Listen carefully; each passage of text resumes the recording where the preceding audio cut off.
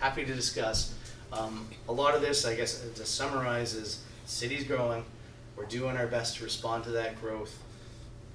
The number of units available is just going to keep declining until we can maximize our growth and really get more units in the city. And what you're fighting now is a development industry that's heavily based in rental-based provision.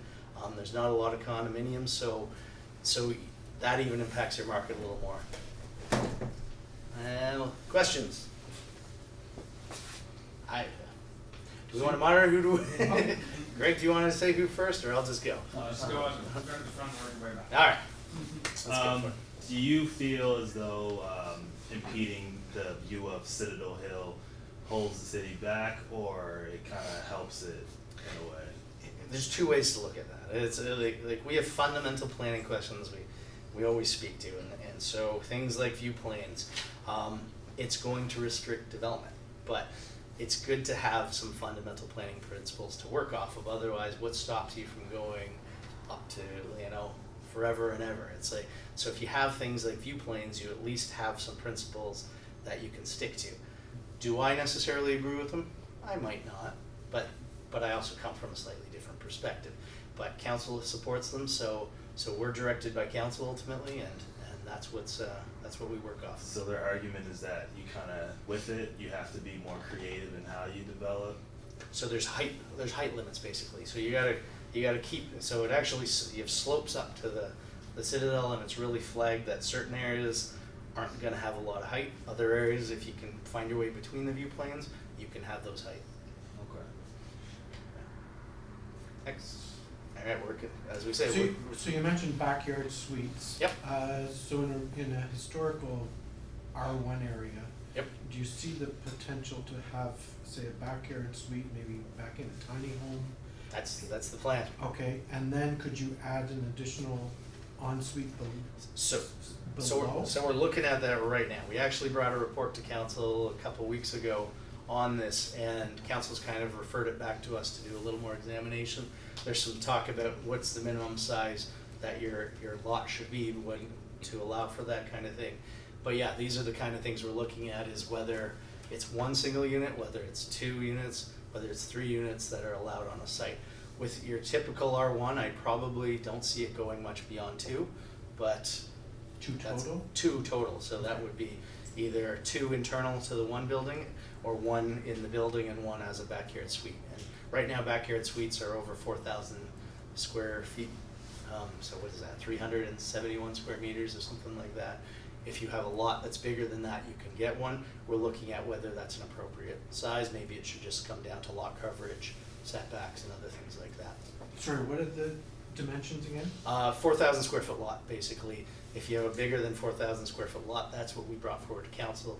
We're looking at whether that's still appropriate. So keep an eye out for a council agenda coming soon. We're basically bringing a plan back on secondary suites and backyard suites. Okay, thank you. No problem.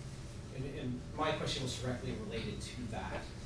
The secondary suite, when I had reviewed the plan, I think all Nova Scotia really did give you a big buzz on that plan, was that it was kind of pushed towards townhouses and kind of high density. So I appreciate there are ones. Is this going to come out in the Plan B and the low rise? Yep. So it's really probably the best thing to do is wait for that low rise answer? Well, that's it. And so when we brought Package A, it didn't deal with R1 lands and that. So that was sort of your snippet or your prelude to what was coming, because we didn't want to stop you from providing a secondary suite if you wanted to within your area, even though we see your buildings as maybe having greater development potential. But the intent was that it's coming more, and the real impact is going to come with the established residential neighborhoods. And all right, you're next closest. All right, thanks for coming tonight, Eric. This has been utterly fascinating, and I don't know if I can't speak for everyone else. This was just an amazing topic, so I just wanted to thank you. Relating to the R1 and adding the small homes, is there a street frontage requirement in that you need a certain amount of parking to be available, or like how do you see that increase in density? I know you talked about transit and bike parking. So right now, there's no street frontage requirement. If I recall, we're not requiring any additional parking for secondary suites, is that you can accommodate it on site.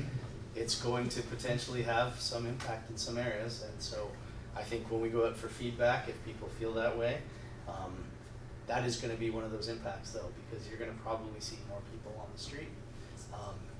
But our hope is that, you know, people find alternatives to get in. A lot of people have big driveways where there's one car in it and they can fit a lot more as well, but Yeah, we're I'm gonna starting see to that. people parking on their own front lawns even now. So there's gonna be there's restrictions on that from an urban design perspective, but I think that's gonna come out a little more, and I think we're gonna have to, you know, figure out a way to really deal with that kind of thing. I mean, not so much in the summer, but Yeah. when you start getting into, you know, parking bans overnight, Yeah. like what's happening with these Yep. cars and how's that gonna be?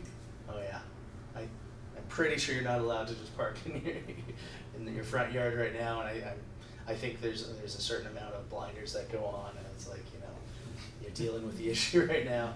We don't want to know about it. Yeah, okay, but as far as you know, there's not gonna be any restrictions on, That's from what I've seen. No, it's fitting things within the space. Now, right now you have to have a 4,000 square foot lot. You know, that's gonna, you know, that limits a lot of the number of lots within the regional center itself where you could actually provide it. Again, we'll see if that changes or not. and there's certain distances required from the property line and from That's the with, yeah, existing house with as the well? new building now, if you're incorporating within the existing structure, that doesn't change. So you have the ability to split you know, say you have a single family dwelling and it's operating as such, if you split it into two within the frame, that doesn't affect. So, Sorry, one more No. question about so Airbnb might be a big topic of discussion with a lot of investors in here. oh yeah. I know we're as a city, trying to increase the amount of tourism. I think the goal for the city is from 2.4 up to 4 billion within, the next 4 years, which is a very aggressive target. So, not that we don't really have enough space for hotels and Airbnbs right now. How is that fitting into the plan in terms of? Airbnb is it's a interesting topic. I'll just say that it's like that is part of what we have to look at. You have the province encouraging it, and we recognize that the hotel industry can't keep up with the demand, just like the development industry can't keep up with the demand for residential. So we're actually going to be bringing a report very soon. My department is on Airbnb and what is right, where is it appropriate. There's a lot of difficulty with Airbnb because the regulation is the way it is, that HRM has under what we call the charter, which is what the province hands down to the municipality, and how you can enforce, because it's not so straightforward, because we can't go in and just investigate, if you will. We need things have to be complaint driven for the municipality to investigate Airbnb. So it's a topic that we are definitely having to look at, and it has an impact on, you know, the housing supply as well. So you lose units with Airbnb, and right now under Package A, most of these lands are actually, Airbnb would potentially qualify as a hotel use in some areas, and so it's basically a permitted use, but we have to look at whether it's permitted within established residential neighborhoods or not. All right. Thanks, Eric. This gentleman that's been waiting for Just wondering if you can talk a little bit more about the slide that's talked about incentive bonus Yep. zoning, the money in lieu of. Yep. Can you just give an example of how that would work? Sure. So the baseline is a 2,000 square meter building. So let's say you're building a 2,001 square foot building. You have a credit for those first 2,000 square meters. You only pay for anything above that. So you'd only pay the density bonusing on that extra meter, if you will. If you have 2,002, you pay on that 2 meters. So it just goes up from there. What it does is there's an entire calculation. Maybe we can go back to the slide. It was it's the one I kind of skipped past because I talked most of it. Next one there. So this kind of sets it out. So it's like then you take, it's this whole formula that goes, so You take your property, then you take 20% of the remaining floor area above 2,000 square meters. So when I said it's on the 2001, so it's really on 0.2 meters, and then you then you actually multiply it by the area that the building or the development falls in. So the municipality has 7 different areas because there's different land valuation within the regional center. So Halifax, the South End, for instance, has a higher rate than North Dartmouth because land values are just that much varied. So it goes in and there's a multiplier, and this multiplier is right in the plan itself to help understand that. And then it'll also, when you do all the math, when you multiply the 20% by anything above, it ultimately ends up being about 12% of the land value of anything above 2,000 square meters. It's quite complicated. And that's money that the developer has to Yeah. pay? Yeah. And then if they don't wanna pay all that, then they can put in public art or? No, that's, so public art, it's still based, so you can do public art, that's correct. That's based on, you have to have at least a piece of art that's worth $100,000. So it has to be a pretty substantial development to get to the point where you're actually having 40% of your value, because 60% has to go to affordable housing regardless. So you have to have basically a density bonusing requirement of $250,000 before you even get to the $100,000. So it's a pretty substantial development. But yeah, the money does go to the municipality, and it's for basically distribution for these things, as I said. Okay, thanks. I'll go back to the one at the back, and I'll go back. Okay, I got a 2-part question. Sure. One, you said that the package B is gonna be, the draft is available in a week. Yep. So does that mean it's gonna be available to everyone to see? Yep. Okay, and then say I have land right now in package B, and I wanna redevelop it, and you said the city wants to, increase or decrease the permit time. Yep. How exactly, because we're in a gray area right now, right? We have the old Yep. zoning, and now we're gonna have new zoning. So Correct. how exactly are they gonna look at that? So package B lands, council actually put a moratorium on development in package B lands right up until package B comes into effect. So you can't actually submit an application until, basically, you're left with whatever comes out in package B. That's what you can. That's So what you they can wouldn't take it into any consideration, hey, something's coming No. up, maybe, this is what they're proposing. Nope. But what I would I'm R2, basically, is what you're saying. basically, Okay. what I would encourage you though, come out to the public consultation. You might not be R2. You'd have to look at what your land is. Right. But come out, express your interest at the public consultation if you have something in mind. All right. Do you mind reminding me of how many floor limits on the 2,000 square meter? Sorry, what about the floor limits? The development buildings, Mhm. there's floor limits. So there's height limits on certain areas depending on the type of development you're Yeah. at. So if you're in a corridor area, if you go to the plan itself, there's a map that actually shows heights that are permitted within the HRM, so within the regional center. And so some are set at, basically you go anywhere from 11 meters up to 38 meters are sort of the height limits on areas that aren't center or downtown. And then center or downtown, there basically is no height limit other than the maximum height, which is 90 meters. And then there's other impacts such as the ramparts or view planes and other things like that, but that's what that is. Is there any discussion on senior mixed housing? Just like the main avenue, I guess, is something going on Main Avenue? So Maine is outside of the regional center, but there's basically, you're allowed to provide seniors housing under the rules. There's also things like shared housing that's all permitted as well. And shared housing, I believe, is permitted in almost every zone. So it's there, but it doesn't really get into the specifics of senior. So we have institutional or things like that, but for the most part, it's housing as it is. And part of that is the difficulty of enforcing something, whether it's a senior's house or not. It's like, how can you actually tell the difference sometimes? Are you guys making any changes to the setbacks for a lot, like 5,000 square feet is 35%, so if I wanna knock down a house, I can put a 1750, go up 3 levels, like, Are you guys gonna change the setbacks where it's a little more percentage of the land for the density? For the most part, and that's gonna come out through package B, but for the most part, we're not looking to change a lot of what's permitted.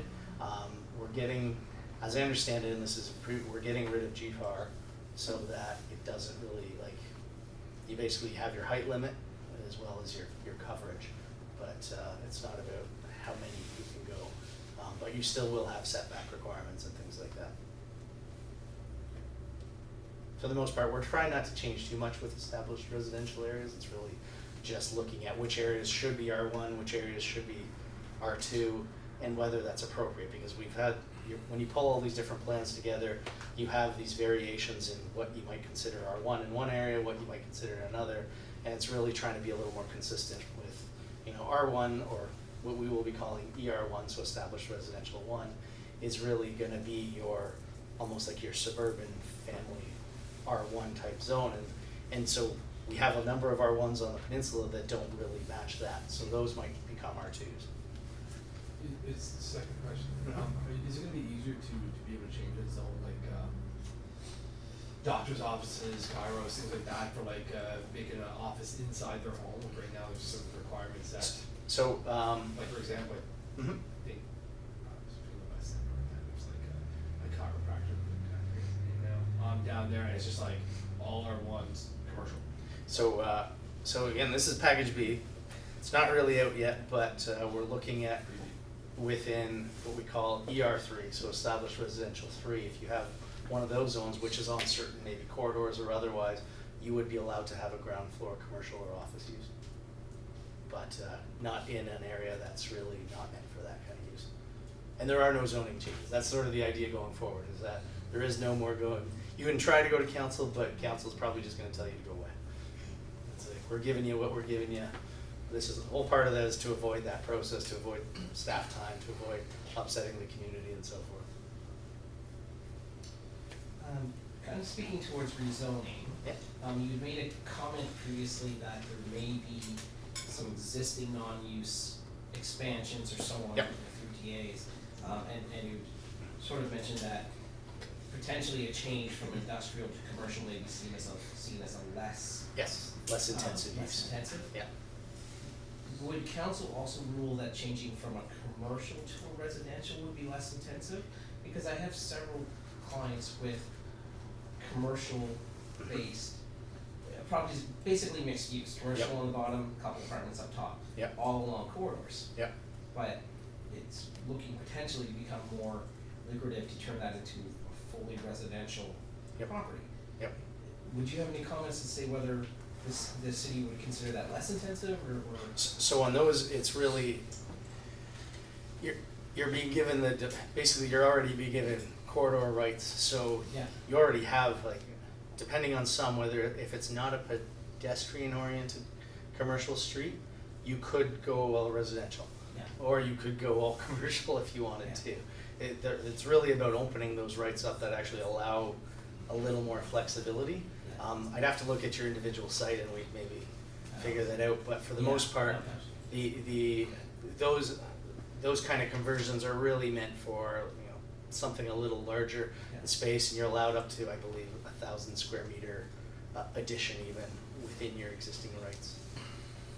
So what would your advice be for clients in that perspective?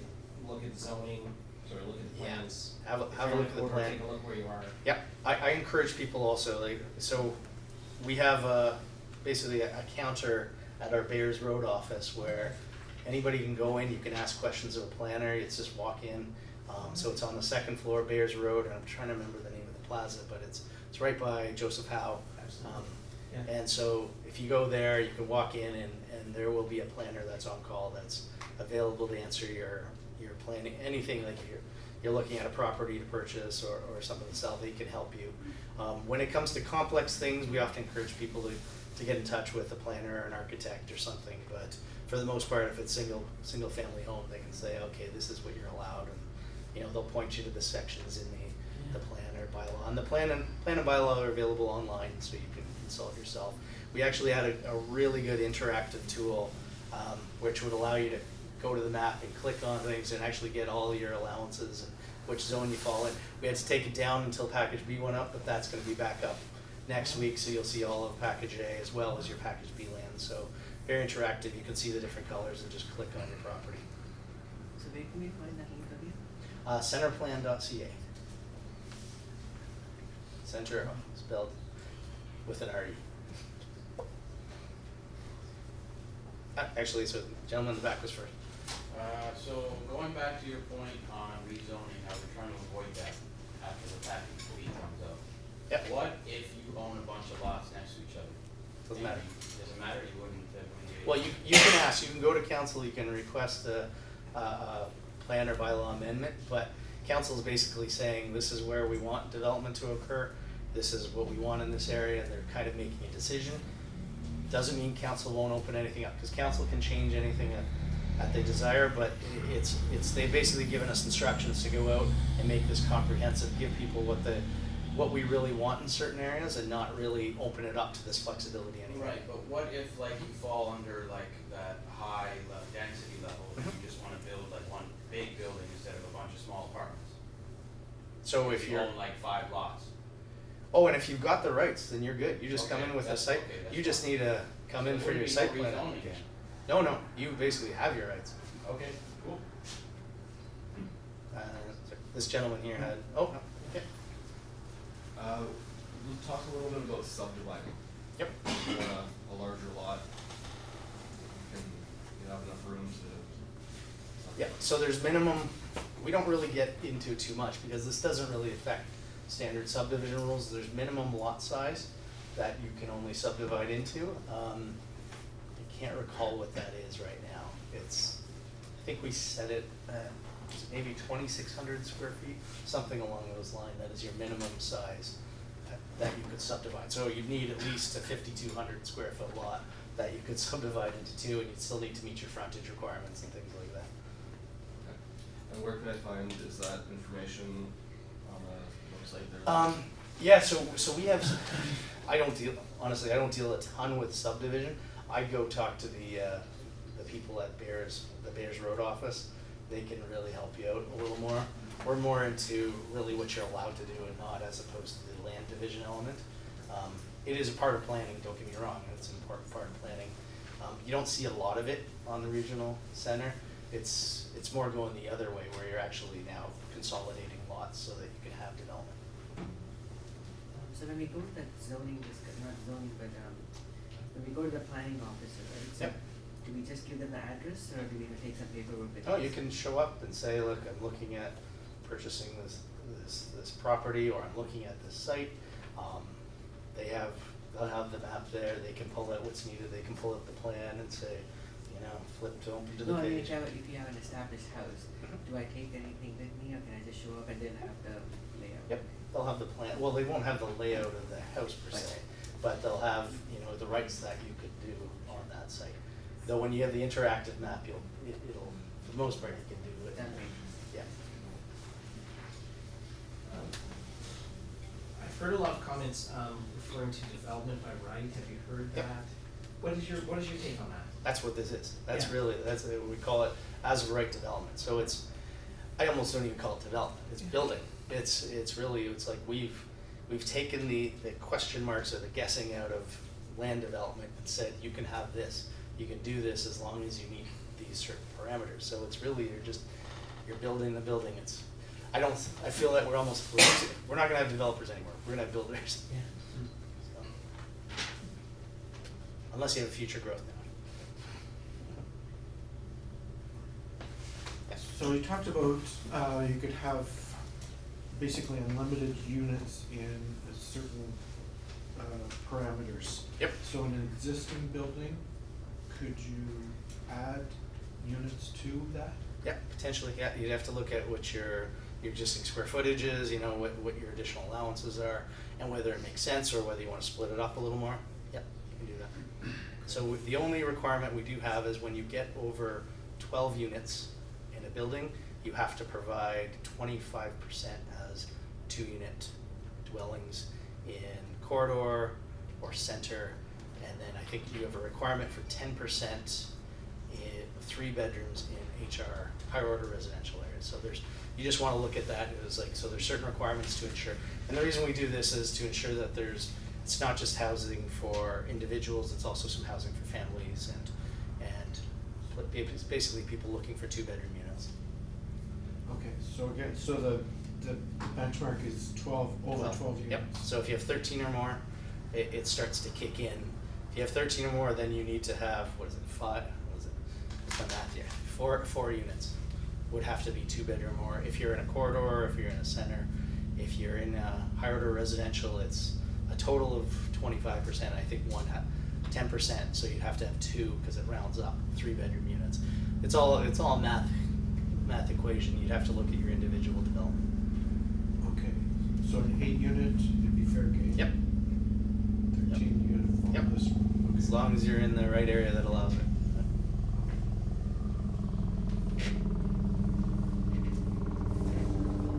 I think we're done. I'm also come up. Not everybody wants to chat in front of an audience. I'm gonna hang around. You can come talk to me one-on-one if you prefer that as well.